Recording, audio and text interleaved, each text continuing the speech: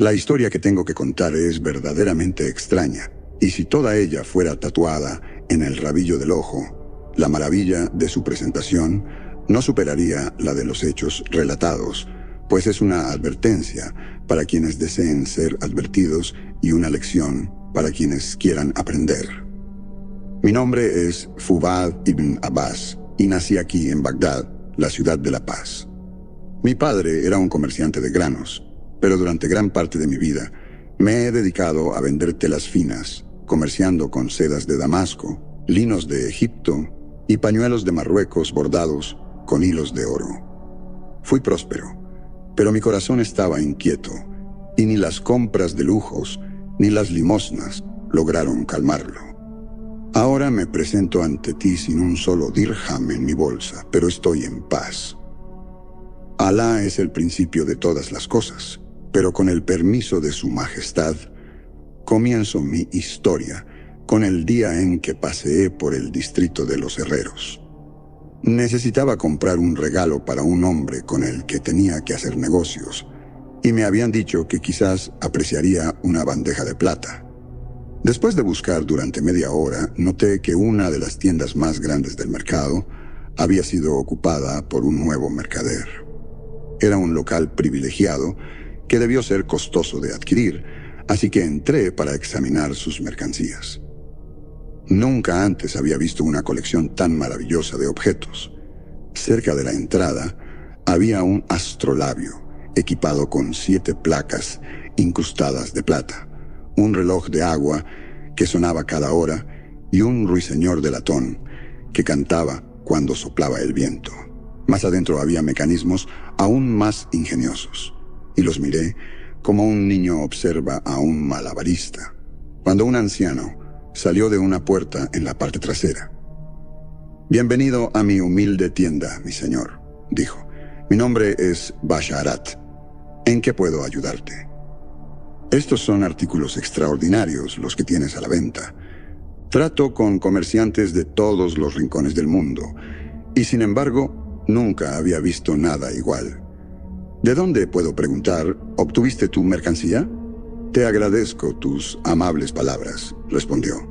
«Todo lo que ves aquí fue hecho en mi taller, por mí o por mis asistentes bajo mi dirección». Me impresionó que este hombre pudiera ser tan versado en tantas artes. Le pregunté sobre los diversos instrumentos en su tienda y escuché sus eruditas disertaciones sobre astrología, matemáticas, geomancia y medicina. Hablamos durante más de una hora, y mi fascinación y respeto florecieron como una flor calentada por el amanecer, hasta que mencionó sus experimentos en alquimia. ¿Alquimia?, dije, sorprendido, pues no parecía el tipo de persona que haría tal afirmación de charlatán. ¿Quieres decir que puedes convertir metales básicos en oro? «Puedo, mi señor, pero eso no es en realidad lo que la mayoría busca en la alquimia. La alquimia describe un medio para hacer oro, pero el procedimiento es tan arduo que, en comparación, cavar bajo una montaña es tan fácil como arrancar melocotones de un árbol». Sonreí. Una respuesta astuta. Nadie podría disputar que eres un hombre instruido, pero sé mejor que creer en la alquimia.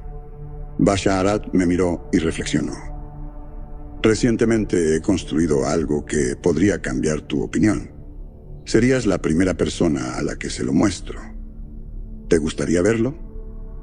«Sería un gran placer. Por favor, sígueme». Me guió a través de la puerta trasera de su tienda.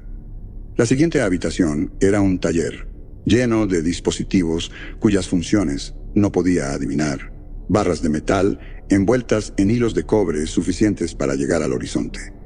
Espejos, montados sobre una losa circular de granito, flotando en mercurio vivo, pero Basharat pasó junto a ellos sin mirarlos.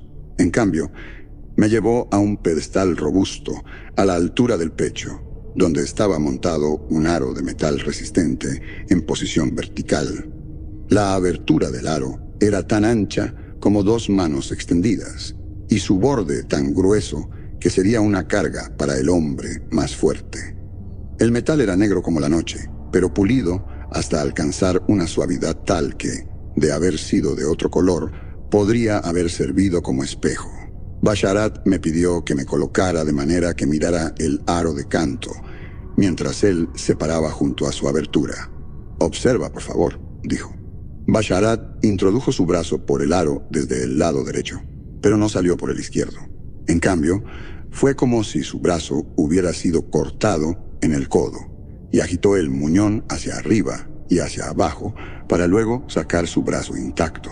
No esperaba ver a un hombre tan instruido realizar un truco de mago, pero estaba bien hecho, y aplaudí cortésmente. «Ahora espera un momento», dijo mientras retrocedía un paso. Esperé, y he aquí que un brazo salió del aro desde su lado izquierdo, sin un cuerpo que lo sostuviera. La manga que llevaba coincidía con la túnica de Basharat. El brazo se agitó arriba y abajo, y luego retrocedió a través del aro hasta desaparecer. El primer truco lo había considerado una mímica ingeniosa, pero este segundo parecía mucho mejor, ya que el pedestal y el aro eran claramente demasiado delgados para ocultar a una persona. «Muy ingenioso», exclamé. «Gracias, pero esto no es solo un juego de manos. El lado derecho del aro precede al izquierdo por varios segundos. Pasar a través del aro es cruzar esa duración instantáneamente». «No entiendo», dije. «Permíteme repetir la demostración». Nuevamente introdujo su brazo por el aro, y su brazo desapareció. Sonrió y tiró hacia adelante y hacia atrás como si jugara a la cuerda. Luego sacó su brazo y me presentó su mano con la palma abierta. Sobre ella había un anillo que reconocí. «Ese es mi anillo». Comprobé mi mano y vi que mi anillo aún estaba en mi dedo. «¿Has conjurado un duplicado?» «No. Este es verdaderamente tu anillo». «Espera». Nuevamente, un brazo salió del lado izquierdo. Deseando descubrir el mecanismo del truco, me apresuré a agarrarlo de la mano. No era una mano falsa, sino una completamente cálida y viva como la mía. Tiré de ella, y ella tiró hacia atrás. Luego, con la habilidad de un carterista, la mano deslizó el anillo de mi dedo, y el brazo se retiró en el aro, desapareciendo por completo. «Mi anillo se ha ido», exclamé. «No, mi señor», dijo. «Tu anillo está aquí». Y me dio el anillo que sostenía. «Perdóname por mi juego». Lo volví a colocar en mi dedo. «Tenías el anillo antes de que me lo quitaran». En ese momento, un brazo salió, esta vez desde el lado derecho del aro. «¿Qué es esto?», exclamé. Nuevamente lo reconocí como suyo por la manga antes de que se retirara, pero no lo había visto introducirse. «Recuerda», dijo, «el lado derecho del aro precede al izquierdo». Y caminó hacia el lado izquierdo del aro e introdujo su brazo desde ese lado y nuevamente desapareció. Sin duda, su majestad ya lo ha comprendido, pero fue solo entonces que yo entendí. Lo que sucedía en el lado derecho del aro se complementaba unos segundos después con un evento en el lado izquierdo. «¿Esto es brujería?», pregunté. «No, mi señor, nunca he conocido a un genie, y si lo hiciera, no confiaría en que hiciera mi voluntad. Esto es una forma de alquimia». Ofreció una explicación, hablando de su búsqueda de pequeños poros en la piel de la realidad, como los agujeros que los gusanos perforan en la madera, y cómo, al encontrar uno, pudo expandirlo y estirarlo como un soplador de vidrio convierte una gota de vidrio, fundido en un tubo de cuello largo, y cómo luego permitió que el tiempo fluyera como agua en una boca mientras lo hacía espesar como jarabe en la otra.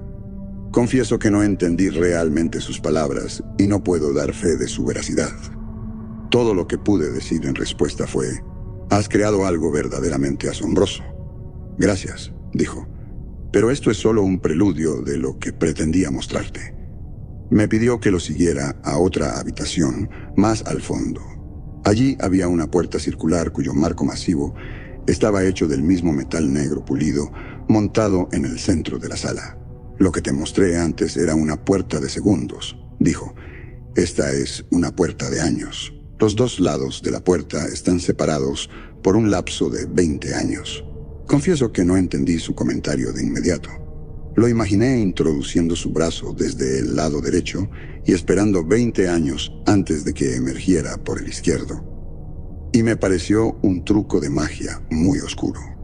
Se lo dije, y él se rió. Ese es un uso para ella, dijo. Pero considera lo que sucedería si pasaras a través. Parado en el lado derecho, hizo un gesto para que me acercara y luego señaló a través de la puerta. Mira, miré y vi que parecía haber alfombras y cojines diferentes al otro lado de la habitación de los que había visto al entrar. Moví la cabeza de un lado a otro y me di cuenta de que cuando miraba a través de la puerta estaba viendo una habitación diferente a la que estaba parado. «Estás viendo la habitación dentro de 20 años», dijo Basharat. Parpadeé, como uno podría hacerlo ante un espejismo de agua en el desierto, pero lo que vi no cambió. «¿Y dices que podría pasar?», pregunté. «Podrías. Y con ese paso, visitarías la Bagdad de dentro de 20 años. Podrías buscar a tu yo mayor y tener una conversación con él. Después, podrías volver a pasar por la puerta de los años y regresar al día presente». Al escuchar las palabras de Basharat, sentí como si estuviera tambaleándome. «¿Has hecho esto?», le pregunté. «¿Has pasado a través?». «Lo he hecho, y también muchos de mis clientes. Antes dijiste que yo era el primero al que se lo mostrabas». «Esta puerta, sí. Pero durante muchos años tuve una tienda en el Cairo, y fue allí donde construí por primera vez una puerta de años. Hubo muchos a quienes les mostré esa puerta, y que la utilizaron. ¿Qué aprendieron al hablar con sus yoes mayores? Cada persona aprende algo diferente. Si lo deseas, puedo contarte la historia de una de esas personas». Basharat procedió a contarme una historia, y si place a su majestad, la relataré aquí. El cuento del afortunado fabricante de cuerdas. Había una vez un joven llamado Hassan que era fabricante de cuerdas. Pasó a través de la puerta de los años para ver el Cairo de 20 años después, y al llegar se maravilló de cómo había crecido la ciudad. Se sintió como si hubiera entrado en una escena bordada en un tapiz, y aunque la ciudad no era más ni menos que el Cairo, contempló los lugares más comunes como objetos de asombro. Estaba paseando cerca de la puerta de Suweila, donde los bailarines de espadas y los encantadores de serpientes actúan, cuando un astrólogo lo llamó. «Joven, ¿quieres saber el futuro?». Hassan se rió.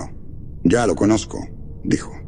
«Seguramente quieres saber si te espera riqueza, ¿no? Soy un fabricante de cuerdas. Sé que no».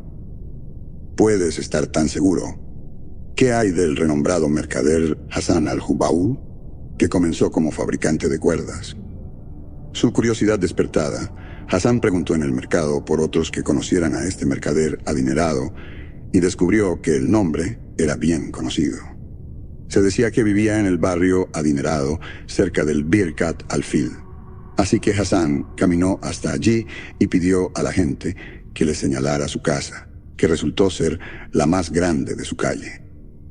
Llamó a la puerta y un sirviente lo llevó a un salón espacioso y bien equipado con una fuente en el centro. Hassan esperó mientras el sirviente iba a buscar a su amo, pero al mirar el ébano pulido y el mármol a su alrededor, sintió que no pertenecía a ese entorno y estaba a punto de irse cuando su yo mayor apareció.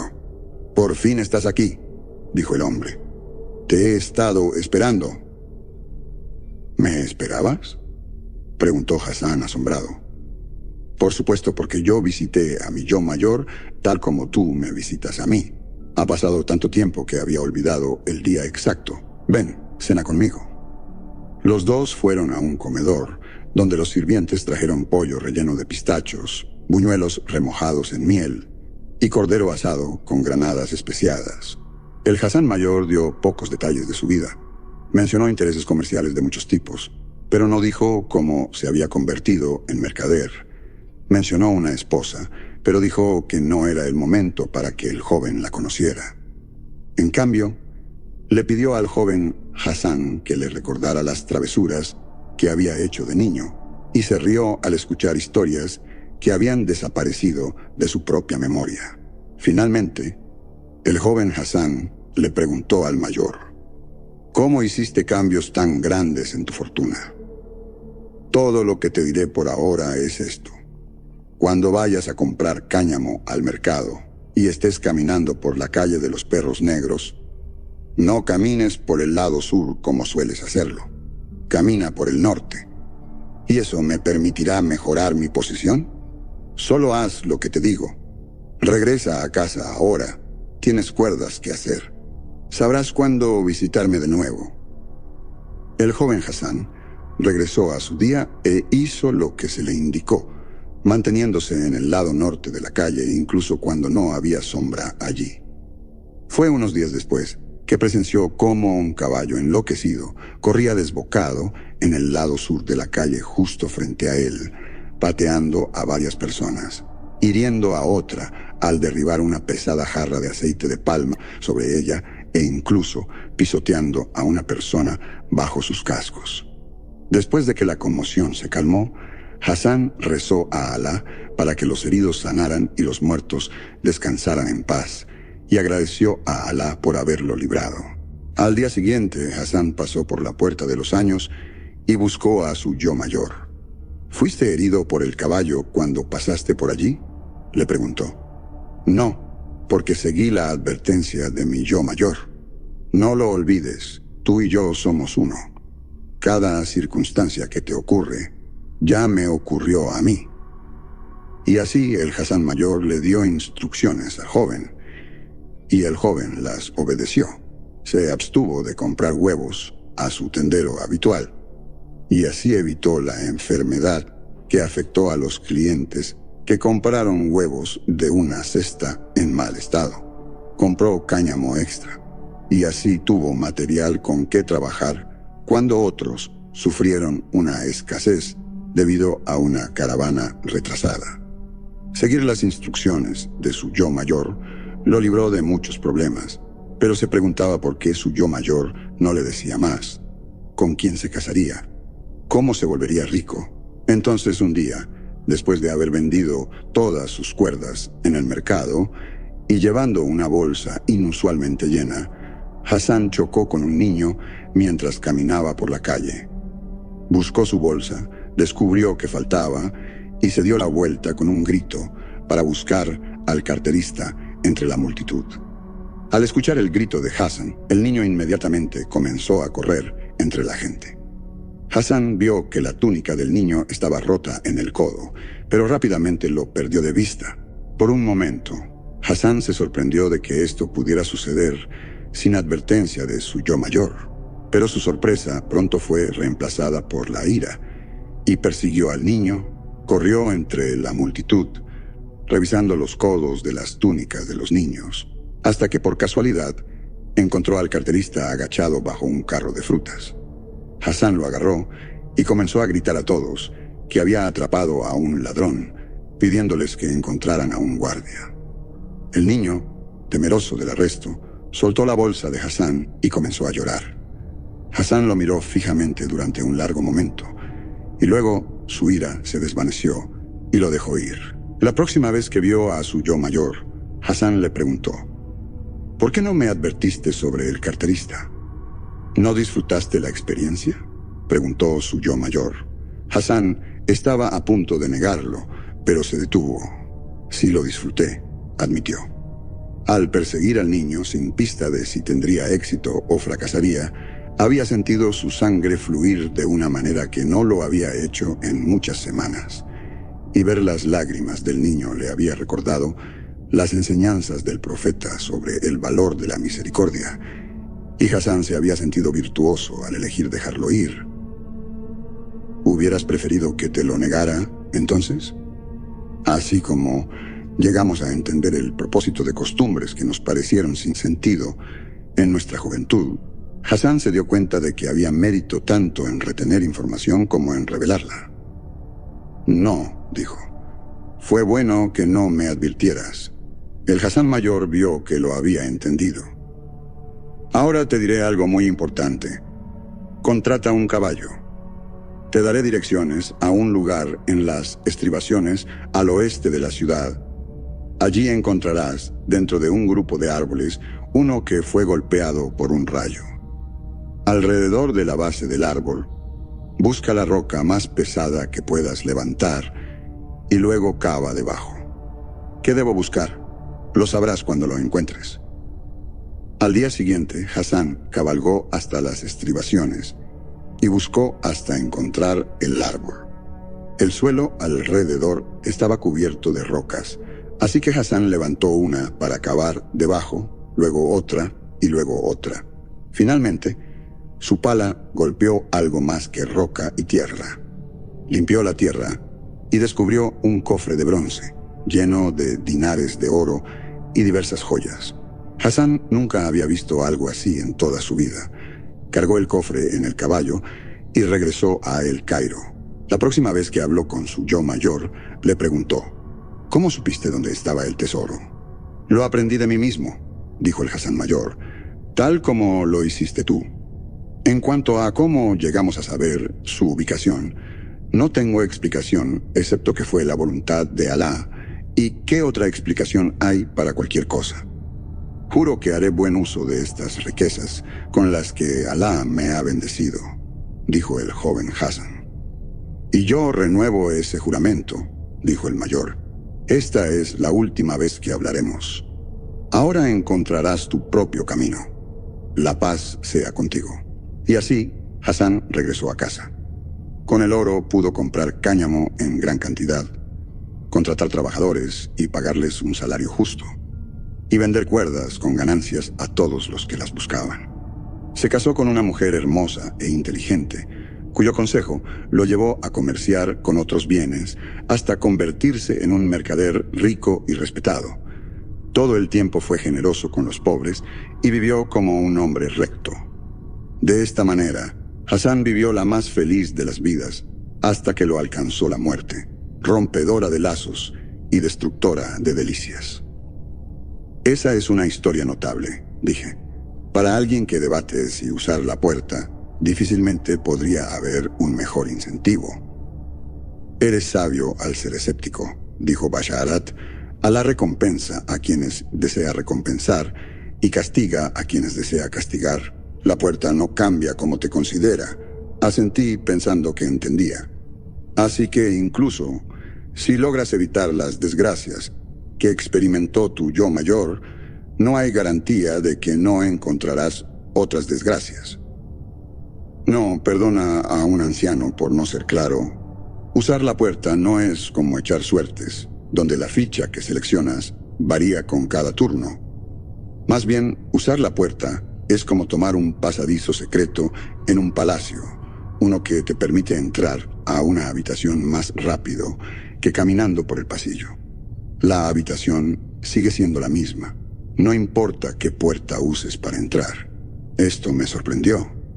¿Entonces el futuro está fijo, tan inalterable como el pasado?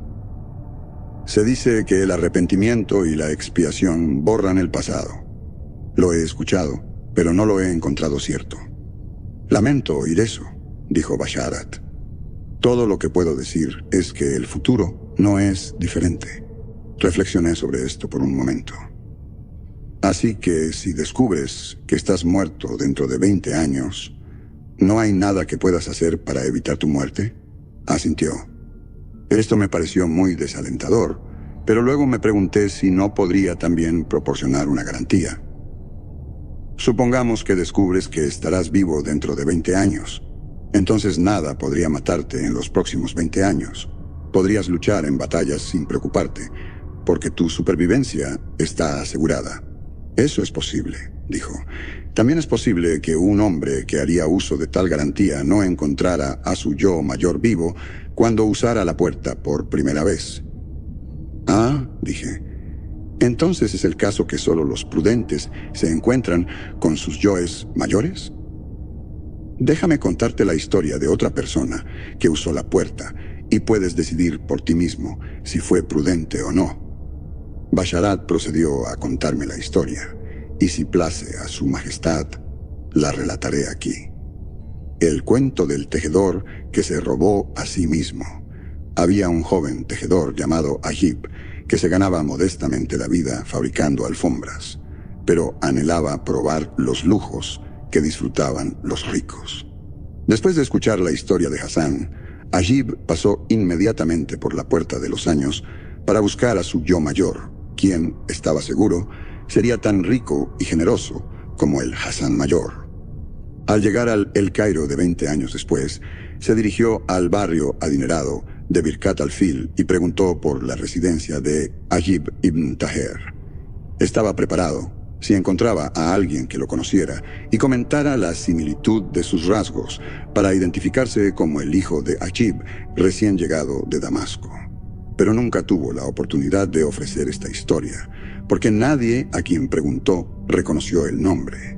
Finalmente decidió regresar a su antiguo vecindario y ver si alguien allí sabía a dónde se había mudado. Cuando llegó a su antigua calle, detuvo a un niño y le preguntó si sabía dónde encontrar a un hombre llamado Ajib. El niño lo dirigió a la antigua casa de Ajib. Ahí es donde solía vivir, dijo Ajib. ¿Dónde vive ahora? Si se ha mudado desde ayer, no sé dónde, respondió el niño. Ajib estaba incrédulo. ¿Podría su yo mayor seguir viviendo en la misma casa 20 años después? Eso significaría que nunca se había vuelto rico, y su yo mayor no tendría consejos que darle, o al menos ninguno que Ajib pudiera aprovechar. ¿Cómo podía su destino diferir tanto del afortunado fabricante de cuerdas? Con la esperanza de que el niño estuviera equivocado, Ajib esperó fuera de la casa y observó.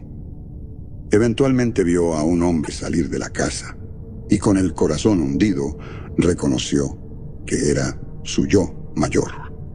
El Ajib mayor fue seguido por una mujer que supuso que era su esposa, pero apenas la notó, pues todo lo que podía ver era su propio fracaso en superarse. Miró con consternación la ropa sencilla que llevaba la pareja mayor hasta que se perdieron de vista. Impulsado por la curiosidad que lleva a los hombres a mirar las cabezas de los ejecutados, Ajib fue a la puerta de su casa. Su propia llave aún encajaba en la cerradura, así que entró. Los muebles habían cambiado, pero eran simples y gastados, y Ajib se sintió mortificado al verlos. Después de 20 años, ¿no podía permitirse mejores cojines? Por impulso, fue al cofre de madera donde normalmente guardaba sus ahorros y lo abrió. Levantó la tapa y vio que el cofre estaba lleno de dinares de oro. Ajib estaba asombrado. Su yo mayor tenía un cofre de oro y sin embargo vestía ropa tan sencilla y había vivido en la misma pequeña casa durante 20 años. Qué hombre tacaño y sin alegría debía ser su yo mayor, pensó Ajib. Tener riqueza y no disfrutarla. Ajib siempre había sabido que uno no puede llevarse sus posesiones a la tumba. ¿Podría ser que olvidara eso al envejecer? Ajib decidió que tales riquezas deberían pertenecer a alguien que las apreciara, y ese era él mismo. Tomar la riqueza de su yo mayor no sería robar, razonó, porque era él mismo quien la recibiría. Cargó el cofre sobre su hombro y, con mucho esfuerzo, logró llevarlo de vuelta a través de la puerta de los años al El Cairo que conocía. Depositó parte de su nueva riqueza con un banquero, pero siempre llevaba una bolsa llena de oro. Se vistió con una túnica damascena, zapatos cordobeses y un turbante jorazán con una joya. Alquiló una casa en el barrio adinerado, la amuebló con las mejores alfombras y sofás y contrató a un cocinero para que le preparara comidas suntuosas. Luego buscó al hermano de una mujer que había deseado desde lejos durante mucho tiempo, una mujer llamada Tahira. Su hermano era boticario, y Tahira lo ayudaba en su tienda. Ajib ocasionalmente compraba un remedio para poder hablar con ella. Una vez había visto su velo resbalar, y sus ojos eran tan oscuros y hermosos como los de una gacela. El hermano de Tahira No habría consentido que se casara con un tejedor, pero ahora Ajib podía presentarse como un partido favorable. El hermano de Tahira aprobó, y Tahira misma accedió de inmediato, pues también había deseado a Ajib. Ajib no escatimó gastos para su boda. Contrató una de las barcazas de placer que flotaban en el canal al sur de la ciudad y celebró un banquete con músicos y bailarines donde le presentó un magnífico collar de perlas. La celebración fue tema de conversación en todo el barrio. Ajib disfrutó de la alegría que el dinero le trajo a él y a Tahira, y durante una semana los dos vivieron la más deliciosa de las vidas. Luego, un día, Ajib llegó a casa y encontró la puerta abierta de golpe y el interior saqueado de todos los objetos de plata y oro. La aterrorizada cocinera salió de su escondite y le dijo que los ladrones se habían llevado a Tahira. Ajib rezó a Alá hasta que, agotado por la preocupación, se durmió. A la mañana siguiente lo despertó un golpe en la puerta. Había un extraño allí. «Tengo un mensaje para ti», dijo el hombre. «¿Qué mensaje?», preguntó Ajib. «Tu esposa está a salvo». Ajib sintió que el miedo y la ira se agitaban en su estómago como bilis negra. «¿Qué rescate pides?», preguntó. 10.000 dinares. «Eso es más de todo lo que poseo», exclamó Ajib. «No regatees con mí», dijo el ladrón. «Te he visto gastar dinero como otros vierten agua». Ajib cayó de rodillas. «He sido derrochador. Juro por el nombre del profeta que no tengo tanto», dijo. El ladrón lo miró detenidamente. «Reúne todo el dinero que tengas», dijo, «y tráelo aquí mañana a esta misma hora. Si creo que estás reteniendo algo, tu esposa morirá. Si creo que eres honesto, mis hombres te la devolverán». Ajib no vio otra opción. «De acuerdo», dijo, y el ladrón se fue. Al día siguiente fue al banquero y retiró todo el dinero que quedaba. Se lo dio al ladrón, quien evaluó la desesperación en los ojos de Ajib y quedó satisfecho. El ladrón cumplió su promesa, y esa noche Tahira fue de vuelta. Después de abrazarse, Tahira dijo: «No creí que pagarías tanto dinero por mí». «No podía disfrutarlo sin ti», dijo Ajib, y se sorprendió al darse cuenta de que era verdad. «Pero ahora lamento no poder comprarte lo que mereces». «No necesitas comprarme nada nunca más», dijo ella. Ajib inclinó la cabeza. «Siento como si hubiera sido castigado por mis malas acciones». «¿Qué malas acciones?», preguntó Tahira, pero Ajib no dijo nada. «No te lo pregunté antes», continuó, «pero sé que no heredaste todo el dinero que obtuviste. Dime, ¿lo robaste?». «No», dijo Ajib, sin querer admitir la verdad ni a ella ni a sí mismo. «Me lo dieron». «¿Un préstamo, entonces?». «No, no necesita ser devuelto». «¿Y no deseas devolverlo?». Tahira estaba impactada. «¿Así que estás contento de que ese otro hombre pagó nuestra boda? ¿Que pagó mi rescate?». Parecía al borde de las lágrimas. «¿Soy tu esposa, entonces? ¿O la de ese otro hombre?». «Eres mi esposa», dijo él. «¿O cómo puedo serlo, cuando mi vida misma se la debo a otro?». «No quiero que dudes de mi amor», dijo Ajib. «Te juro que devolveré el dinero, hasta el último dirham». Y así Ajib y Tahira regresaron a la antigua casa de Ajib y comenzaron a ahorrar dinero. Ambos trabajaron para el hermano de Tahira, el boticario. Y cuando él finalmente se convirtió en perfumista para los ricos, Ajib y Tahira se hicieron cargo del negocio de vender remedios a los enfermos. Era un buen sustento, pero gastaban lo menos posible, viviendo modestamente y reparando muebles dañados en lugar de comprar nuevos. Durante años, Ajib sonreía cada vez que dejaba caer una moneda en el cofre, diciéndole a Tahira que era un recordatorio de cuánto la valoraba. Decía eso incluso después de que el cofre estuviera lleno. Sería un buen trato. Pero no es fácil llenar un cofre agregando solo unas pocas monedas a la vez. Y así, lo que comenzó como frugalidad se convirtió gradualmente en avaricia, y las decisiones prudentes fueron reemplazadas por otras mezquinas. Peor aún, el afecto de Ayib y Tahira, el uno por el otro, se desvaneció con el tiempo, y cada uno llegó a resentir al otro por el dinero que no podían gastar.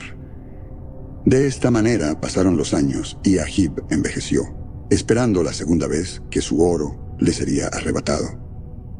«Qué historia tan extraña y triste», dije. «Así es», dijo Basharat. «¿Dirías que Ayib actuó con prudencia?» Vacilé antes de hablar. «No me corresponde juzgarlo», dije. «Él debe vivir con las consecuencias de sus acciones, así como yo debo vivir con las mías». Guardé silencio por un momento, y luego agregué: «Admiro la franqueza de Ayib, que te contó todo lo que había hecho». «Ah, pero Ayib no me contó esto como un joven», dijo Basharat. «Después de que salió de la puerta cargando el cofre, no lo volví a ver hasta 20 años después. Ayib era un hombre mucho mayor cuando vino a visitarme de nuevo. Había llegado a casa y encontrado su cofre desaparecido, y el conocimiento de que había pagado su deuda lo hizo sentir que podía contarme todo lo que había sucedido». «¿De verdad? ¿El Hassan mayor de tu primera historia también vino a verte?» «No, escuché la historia de Hassan de su yo más joven. El Hassan mayor nunca regresó a mi tienda, pero en su lugar tuve un visitante diferente, uno que compartió una historia sobre Hassan que él mismo nunca podría haberme contado». Basharat procedió a contarme la historia de ese visitante, y si place a su majestad, la relataré aquí. El cuento de la esposa y su amante. Ranilla había estado casada con Hassan durante muchos años, y vivían la más feliz de las vidas. Un día vio a su esposo cenar con un joven, a quien reconoció como la viva imagen de Hassan cuando se casó con él por primera vez. Tan grande fue su asombro que apenas pudo evitar entrometerse en su conversación. Después de que el joven se fue, le exigió a Hassan que le dijera quién era, y Hassan le relató un cuento increíble. «¿Le has hablado de mí?», preguntó. «¿Sabías lo que nos esperaba cuando nos conocimos?». «Sabía que me casaría contigo desde el momento en que te vi», dijo Hassan, sonriendo, «pero no porque nadie me lo hubiera dicho. Seguramente, esposa, no querrías arruinar ese momento para él». Así que Ranilla no habló con el yo más joven de su esposo, sino que solo escuchó su conversación y le robó miradas. Su pulso se aceleró al ver sus rasgos juveniles. A veces nuestros recuerdos nos engañan con su dulzura, pero cuando vio a los dos hombres sentados, uno frente al otro, pudo apreciar la plenitud de la belleza del más joven sin exageración. Por la noche, se quedaba despierta, pensando en ello. Algunos días después de que Hassan se despidió de su yo más joven, se fue de El Cairo para hacer negocios con un mercader en Damasco. En su ausencia, Ranilla encontró la tienda que Hassan le había descrito y pasó por la puerta de los años al El Cairo de su juventud. Recordaba dónde había vivido él en ese entonces, así que pudo encontrar fácilmente al joven Hassan y seguirlo. Mientras lo observaba, sintió un deseo más fuerte que el que había sentido en años por el Hassan mayor. Tan vívidos eran sus recuerdos de sus encuentros amorosos juveniles. Siempre había sido una esposa leal y fiel, pero aquí había una oportunidad que nunca se repetiría. Decidida a actuar según este deseo, Ranilla alquiló una casa y en los días siguientes la amuebló. Una vez que la casa estuvo lista, siguió a Hassan discretamente mientras intentaba reunir el valor suficiente para acercarse a él. En el mercado de los joyeros, lo vio ir a un joyero, mostrarle un collar con 10 piedras preciosas y preguntarle cuánto le pagaría por él. Ranilla reconoció que era uno que Hassan le había regalado en los días posteriores a su boda. No sabía que alguna vez había intentado venderlo. Se paró a poca distancia y escuchó, fingiendo mirar unos anillos. «Tráelo mañana y te pagaré 1000 dinares», dijo el joyero. El joven Hassan aceptó el precio y se fue. Mientras lo veía irse, Ranilla escuchó a 2 hombres hablar cerca. «¿Viste ese collar? Es uno de los nuestros». «¿Estás seguro?», preguntó el otro. «Lo estoy. Ese es el bastardo que desenterró nuestro cofre. Vamos a contarle a nuestro capitán sobre él. Después de que este tipo venda su collar, tomaremos su dinero y más». Los 2 hombres se fueron sin notar a Ranilla, quien se quedó con el corazón acelerado, pero el cuerpo inmóvil, como un ciervo después de que un tigre ha pasado. Se dio cuenta de que el tesoro que Hassan había desenterrado debía pertenecer a una banda de ladrones, y estos hombres eran 2 de sus miembros. Ahora estaban observando a los joyeros de El Cairo para identificar a la persona que había tomado su botín. Ranilla sabía que, como ella poseía el collar, el joven Hassan no podía haberlo vendido. También sabía que los ladrones no podían haber matado a Hassan, pero no podía ser la voluntad de Alá que no hiciera nada. Alá debía haberla traído aquí para usarla como su instrumento. Ranilla regresó a la Puerta de los Años, pasó a su propio tiempo y en su casa encontró el collar en su joyero. Luego usó la Puerta de los Años nuevamente, pero en lugar de entrar por el lado izquierdo, entró por el derecho para visitar el Cairo de 20 años después. Allí buscó a su yo mayor, ahora una mujer anciana. La ranilla mayor la recibió cálidamente y sacó el collar de su propio joyero. Las 2 mujeres ensayaron cómo ayudarían al joven Hassan.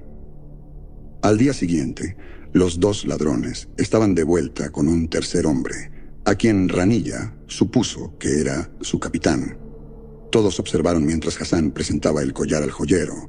Mientras el joyero lo examinaba, Ranilla se acercó y dijo: «¡Qué coincidencia!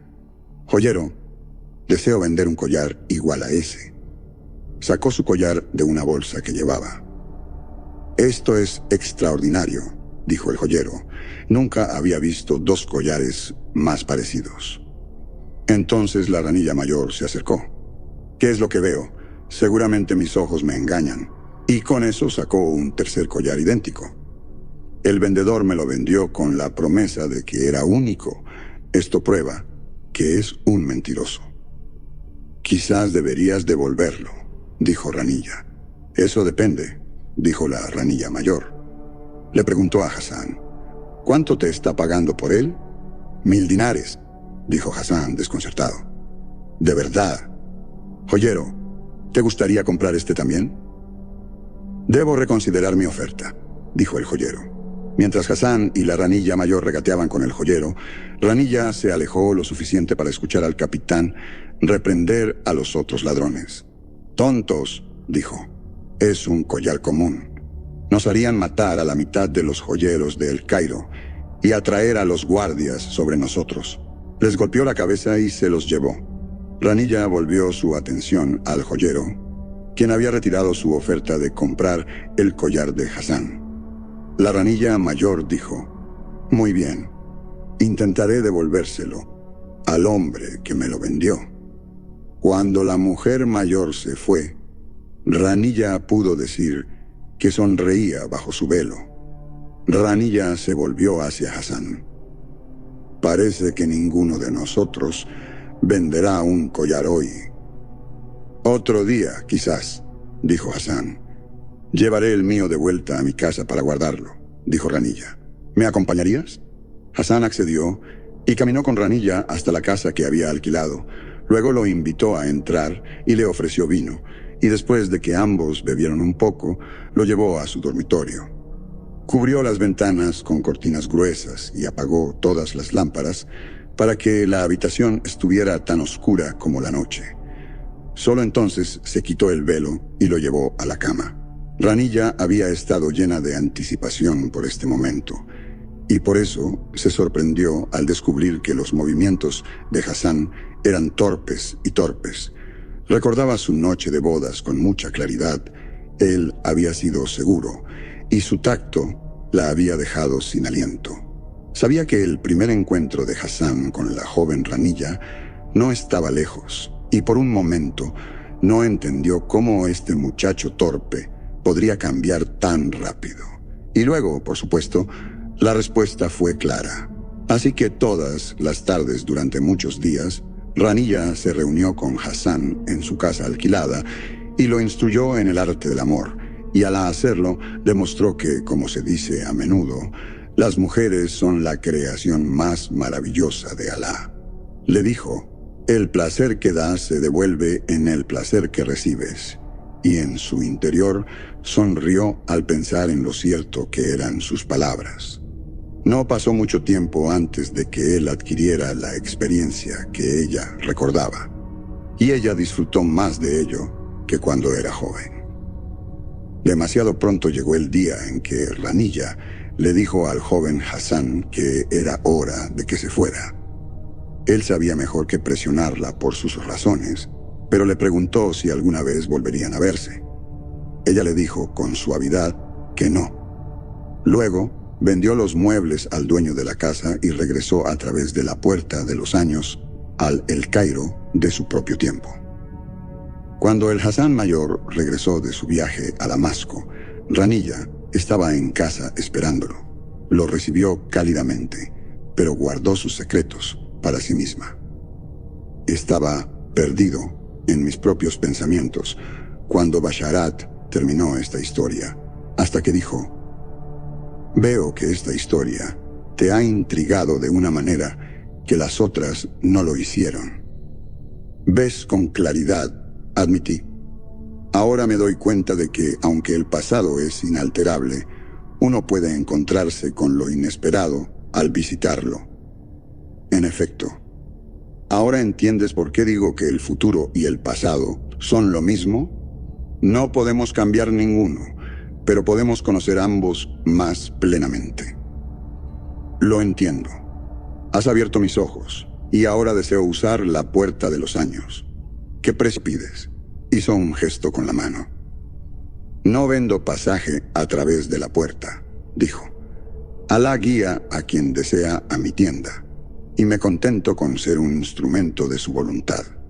Si hubiera sido otro hombre, habría tomado sus palabras como una táctica de negociación, pero después de todo lo que Basharat me había contado, sabía que era sincero. Tu generosidad es tan ilimitada como tu sabiduría, dije, e incliné la cabeza. Si alguna vez hay un servicio que un mercader de telas pueda brindarte, por favor, recurre a mí. Gracias. Hablemos ahora de tu viaje. Hay algunos asuntos de los que debemos hablar antes de que visites la Bagdad de dentro de 20 años. No deseo visitar el futuro, le dije. Pasaría en la otra dirección, para revivir mi juventud. Mis más sinceras disculpas. Esta puerta no te llevará allí. Verás, construí esta puerta hace solo una semana. Hace 20 años no había una puerta aquí para que salieras. Mi consternación fue tan grande que debo haber sonado como un niño desconsolado. Pero, ¿a dónde lleva el otro lado de la puerta?, dije. Y caminé alrededor de la puerta circular para enfrentar su lado opuesto. Basharat rodeó la puerta para pararse a mi lado. La vista a través de la puerta parecía idéntica a la vista fuera de ella, pero cuando extendió su mano para pasar, se detuvo como si encontrara un muro invisible. Miré más de cerca y noté una lámpara de latón colocada sobre una mesa. Su llama no parpadeaba, sino que estaba fija e inmóvil, como si la habitación estuviera atrapada en ámbar transparente.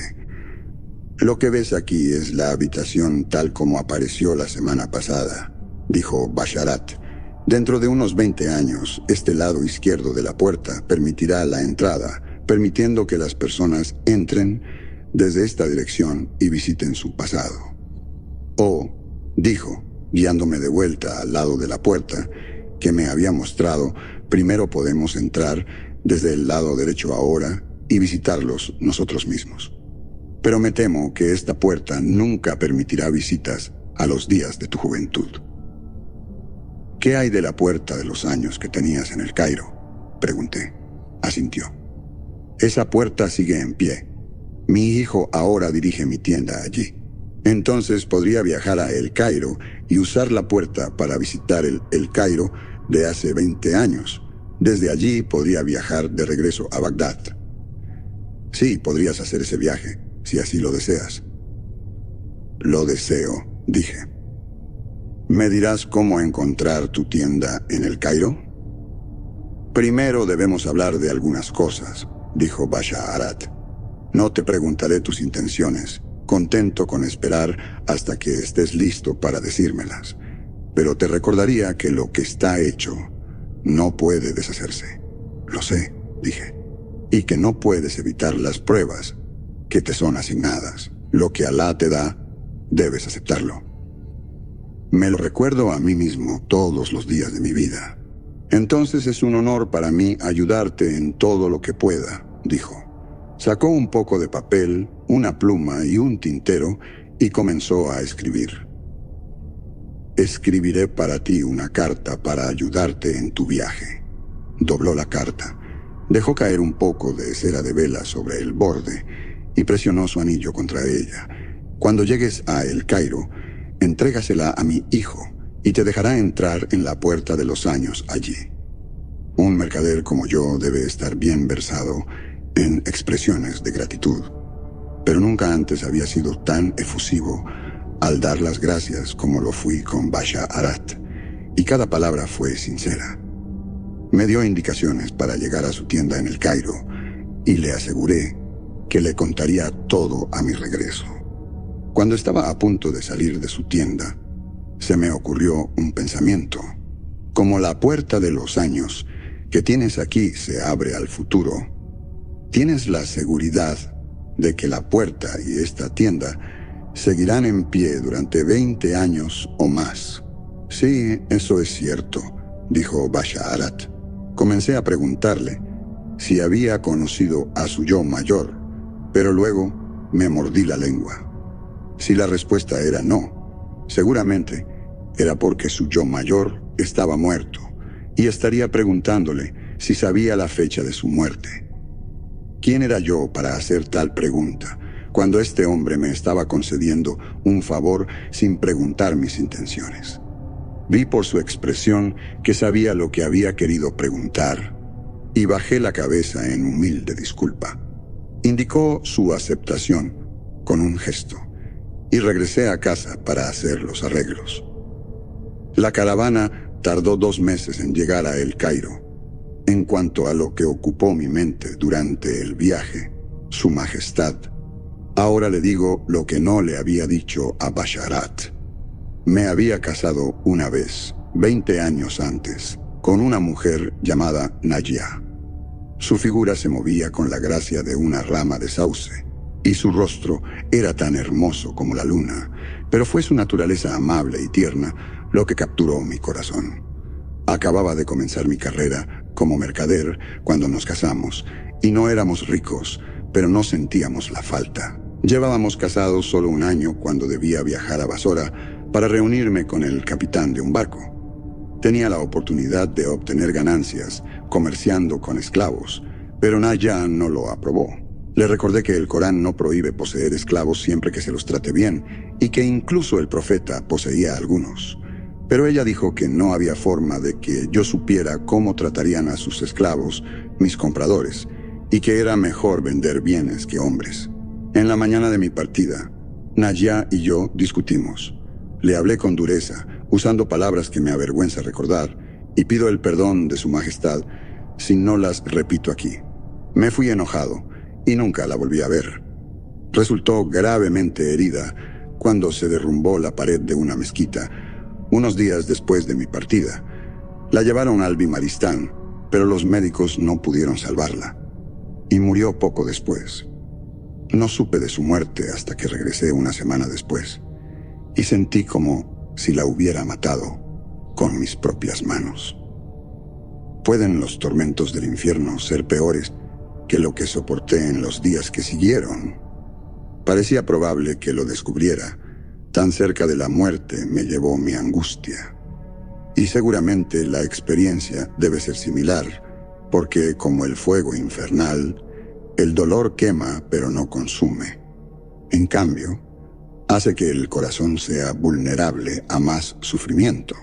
Finalmente terminó mi periodo de lamento, y me quedé como un hombre hueco, una bolsa de piel sin entrañas. Liberé a los esclavos que había comprado y me convertí en un mercader de telas. Con los años me volví rico, pero nunca me volví a casar. Algunos de los hombres con los que hacía negocios intentaron emparejarme con una hermana o una hija, diciéndome que el amor de una mujer puede hacerte olvidar tus dolores. Quizás tengan razón, pero no puede hacerte olvidar el dolor que causaste a otro. Cada vez que me imaginaba casándome con otra mujer, recordaba la mirada de dolor en los ojos de Najá cuando la vi por última vez, y mi corazón se cerraba a los demás. Hablé con un mulá sobre lo que había hecho, y fue él quien me dijo que el arrepentimiento y la expiación borran el pasado. Me arrepentí y expié lo mejor que supe. Durante 20 años viví como un hombre recto, ofrecí oraciones, ayuné, di limosnas a los menos afortunados y peregriné a la Meca, y sin embargo, todavía me atormentaba la culpa. Alá es misericordioso, así que sabía que el fallo era mío. Si Basharat me lo hubiera preguntado, no habría podido decir qué esperaba lograr. Estaba claro por sus historias que no podía cambiar lo que sabía que había sucedido. Nadie había detenido a mi yo más joven de discutir con Najá en nuestra última conversación. Pero el cuento de Ranilla, que yacía oculto dentro del cuento de la vida de Hassan, sin que él lo supiera, me dio una esperanza mínima. Quizás podría desempeñar algún papel en los eventos, mientras mi yo más joven estaba fuera por negocios. ¿No podría ser que hubiera habido un error y que mi Najá hubiera sobrevivido? Quizás era otra mujer cuyo cuerpo había sido envuelto en un sudario y enterrado mientras yo estaba fuera. Quizás podría rescatar a Najá y traerla de vuelta conmigo a la Bagdad de mi propio tiempo. Sabía que era una locura. Los hombres de experiencia dicen: 4 cosas no regresan: la palabra hablada, la flecha lanzada, la vida pasada y la oportunidad descuidada. Y entendía la verdad de esas palabras mejor que la mayoría. Y sin embargo, me atreví a esperar que Alá hubiera juzgado suficientes mis 20 años de arrepentimiento, y ahora me estaba dando la oportunidad de recuperar lo que había perdido. El viaje en caravana transcurrió sin incidentes, y después de 60 amaneceres y 300 oraciones, llegué a El Cairo. Allí tuve que navegar por las calles de la ciudad, que son un laberinto desconcertante en comparación con el diseño armonioso de la ciudad de La Paz. Me dirigí al Bain al-Kasrain, la calle principal que atraviesa el barrio Fatimí de El Cairo. Desde allí encontré la calle donde estaba ubicada la tienda de Basharat. Le dije al tendero que había hablado con su padre en Bagdad y le entregué la carta que Basharat me había dado. Después de leerla, me llevó a una habitación trasera, en cuyo centro había otra puerta de los años, y me indicó que entrara por su lado izquierdo. Mientras estaba parado frente al enorme círculo de metal, sentí un escalofrío y me reprendí por mi nerviosismo. Con una respiración profunda, pasé y me encontré en la misma habitación con muebles diferentes. De no ser por ellos, no habría sabido que la puerta era diferente de una puerta ordinaria. Luego reconocí que el escalofrío que había sentido era simplemente el frescor del aire en esta habitación, porque el día aquí no era tan caluroso como el día que había dejado. Podía sentir su cálida brisa en mi espalda, entrando por la puerta como un suspiro. El tendero me siguió y llamó: «Padre, tienes un visitante». Un hombre entró en la habitación. ¿Y quién debería ser sino Basharat, 20 años más joven que cuando lo había visto en Bagdad? «Bienvenido, mi señor», dijo. «Soy Basharat». «¿No me conoces?», pregunté. «No. Debes haber conocido a mi yo mayor. Para mí, este es nuestro primer encuentro, pero es un honor para mí ayudarte.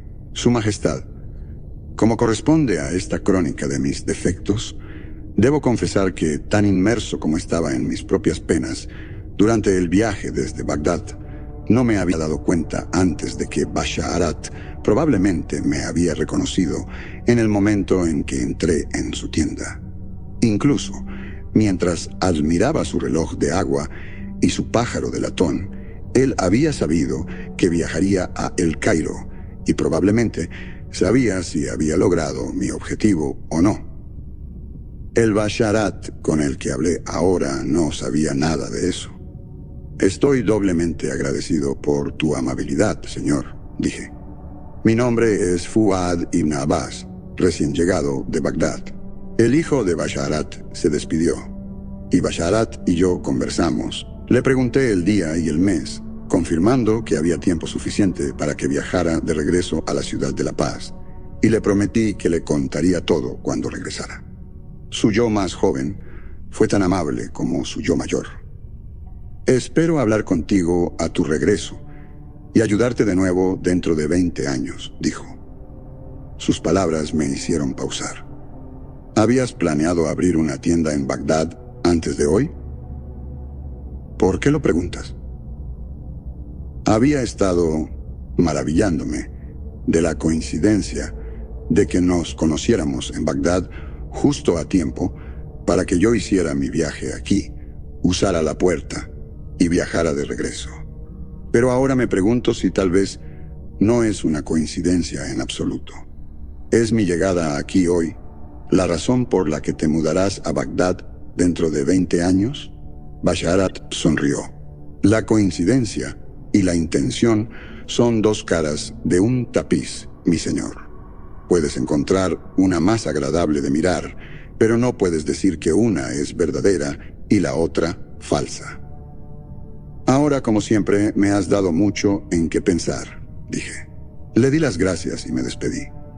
Cuando salía de su tienda, pasé junto a una mujer que entraba con prisa. Escuché a Basharat saludarla como ranilla y me detuve, sorprendido. Desde justo afuera de la puerta, pude escuchar a la mujer decir: «Tengo el collar. Espero que mi yo mayor no lo haya perdido. Estoy seguro de que lo habrás guardado a salvo, en anticipación a tu visita», dijo Basharat. Me di cuenta de que esta era ranilla de la historia que Basharat me había contado. Estaba en camino de recoger a su yo mayor para que pudieran regresar a los días de su juventud, confundir a algunos ladrones con un collar duplicado y salvar a su esposo. Por un momento, no estaba seguro si estaba soñando o despierto, porque sentía como si hubiera entrado en un cuento, y la idea de que pudiera hablar con sus personajes y participar de sus eventos era mareante. Estaba tentado de hablar y ver si podía desempeñar un papel oculto en ese cuento, pero luego recordé que mi objetivo era desempeñar un papel oculto en mi propio cuento. Así que me fui sin decir una palabra y fui a organizar el pasaje con una caravana. Se dice, Su Majestad, que el destino se ríe de los planes de los hombres. Al principio parecía que yo era el más afortunado de los hombres, porque una caravana con destino a Bagdad partiría dentro de un mes, y pude unirme a ella. En las semanas que siguieron, comencé a maldecir mi suerte, porque el viaje de la caravana se vio plagado de retrasos. Los pozos en un pueblo no muy lejos de El Cairo estaban secos, y se tuvo que enviar una expedición de regreso por agua. En otro pueblo, los soldados que protegían la caravana contrajeron disentería, y tuvimos que esperar semanas para su recuperación. Con cada demora, revisé mi estimación de cuándo llegaríamos a Bagdad, y me volví cada vez más ansioso. Luego vinieron las tormentas de arena, que parecían una advertencia de Alá, y realmente me hicieron dudar de la sabiduría de mis acciones. Tuvimos la suerte de estar descansando en un caravasar al oeste de Kufa, cuando las tormentas de arena golpearon por primera vez. Pero nuestra estancia se prolongó de días a semanas, una y otra vez, cuando los cielos se despejaban, solo para oscurecerse nuevamente tan pronto como se volvían a cargar los camellos. El día del accidente de Najah se acercaba rápidamente, y me desesperé. Solicité a cada uno de los conductores de camellos a su vez, tratando de contratar a uno para que me llevara solo, pero no pude persuadir a ninguno. Finalmente encontré uno dispuesto a venderme un camello, a lo que habría sido un precio exorbitante en circunstancias normales, pero que estaba demasiado dispuesto a pagar. Luego, partí por mi cuenta. No será una sorpresa que no progresé mucho en la tormenta, pero cuando los vientos amainaron, inmediatamente adopté un ritmo rápido. Sin los soldados que acompañaban a la caravana, sin embargo, era un blanco fácil para los bandidos, y efectivamente, me detuvieron después de 2 días de viaje. Se llevaron mi dinero y el camello que había comprado, pero perdonaron mi vida, ya fuera por lástima o porque no se molestaron en matarme. No lo sé. Comencé a caminar de regreso para reunirme con la caravana, pero ahora los cielos me atormentaban con su falta de nubes, y sufrí por el calor. Para cuando la caravana me encontró, mi lengua estaba hinchada y mis labios tan agrietados como el barro cocido por el sol. Después de eso, no tuve más remedio que acompañar a la caravana a su ritmo habitual. Como pétalos que caen uno a uno de una rosa que se marchita, mis esperanzas disminuyeron con cada día que pasaba. Cuando la caravana llegó a la ciudad de La Paz, sabía que era demasiado tarde, pero en el momento en que cabalgamos a través de las puertas de la ciudad, le pregunté a los guardias si habían oído hablar del colapso de una mezquita. El primer guardia con el que hablé no lo había hecho, y por un momento me atreví a esperar que hubiera recordado mal la fecha del accidente, y que de hecho había llegado a tiempo. Luego otro guardia me dijo que una mezquita en efecto se había derrumbado ayer en el barrio de Carc. Sus palabras me golpearon con la fuerza del hacha del verdugo. Había viajado tan lejos solo para recibir las peores noticias de mi vida por segunda vez. Caminé hasta la mezquita y vi los montones de ladrillos donde alguna vez hubo una pared. Era una escena que había perseguido mis sueños durante 20 años, pero ahora la imagen permanecía incluso después de abrir los ojos y con una claridad más aguda de lo que podía soportar. Me alejé y caminé sin rumbo, ciego a lo que me rodeaba, hasta que me encontré frente a mi antigua casa, la que Naya y yo habíamos compartido. Me paré en la calle frente a ella, lleno de recuerdos y angustia. No sé cuánto tiempo había pasado cuando me di cuenta de que una joven se había acercado a mí. «Mi señor», dijo, «estoy buscando la casa de Fuad ibn Abbas». «¿La has encontrado?», dije. «¿Eres Fuad ibn Abbas, mi señor?». «Lo soy, y te pido que me dejes en paz». «Mi señor, te pido perdón. Mi nombre es Maimuna, y ayudo a los médicos en el Bimaristán. Atendí a tu esposa antes de que muriera». Me volví a mirarla. «¿Atendiste a Naya?». «Sí, mi señor. Estoy comprometida a entregarte un mensaje de parte de ella». «¿Qué mensaje?». «Ella deseaba decirte que sus últimos pensamientos fueron para ti. Quería que supieras que, aunque su vida fue corta, fue feliz gracias al tiempo que pasó contigo». Vio las lágrimas que corrían por mis mejillas y añadió: «Perdóname si mis palabras te causan dolor, mi señor». «No hay nada que perdonar, niña. Ojalá tuviera los medios para pagarte lo que vale este mensaje, porque una vida de agradecimientos seguiría dejándome en deuda contigo». «El dolor no contrae deudas», dijo. «La paz sea contigo, mi señor». «La paz sea contigo», respondí. Se marchó, y yo vagué por las calles durante horas, llorando lágrimas de liberación. Todo el tiempo reflexioné sobre la verdad de las palabras de Basharat. El pasado y el futuro son lo mismo, y no podemos cambiar ninguno, solo conocerlos más plenamente. Mi viaje al pasado no había cambiado nada, pero lo que había aprendido lo había cambiado todo, y entendí que no podía ser de otra manera. Si nuestras vidas son relatos que Alá narra, entonces somos tanto la audiencia como los actores, y es al vivir estas historias que recibimos sus enseñanzas. Cayó la noche, y fue entonces cuando los guardias de la ciudad me encontraron, vagando por las calles después del toque de queda con mis ropas polvorientas, y me preguntaron quién era. Les dije mi nombre y dónde vivía, y los guardias me llevaron ante mis vecinos para ver si me reconocían, pero no lo hicieron, y fui llevado a prisión. Le conté mi historia al capitán de la guardia, quien la encontró entretenida, pero no le dio crédito, pues ¿quién lo haría? Entonces recordé algunas noticias de mi época de duelo, 20 años atrás, y le dije que el nieto de su majestad nacería albino. Algunos días después, llegó la noticia de la condición del infante al capitán, y este me llevó ante el gobernador del distrito. Cuando el gobernador escuchó mi historia, me trajo aquí al palacio. Y cuando su lord chambelán escuchó mi relato, a su vez me condujo a esta sala del trono para que tuviera el infinito privilegio de contárselo a su majestad. Ahora mi historia ha alcanzado mi vida, enredadas como están ambas, y la dirección que tomen a continuación depende de su majestad. Sé muchas cosas que sucederán aquí en Bagdad durante los próximos 20 años, pero nada sobre lo que me espera ahora.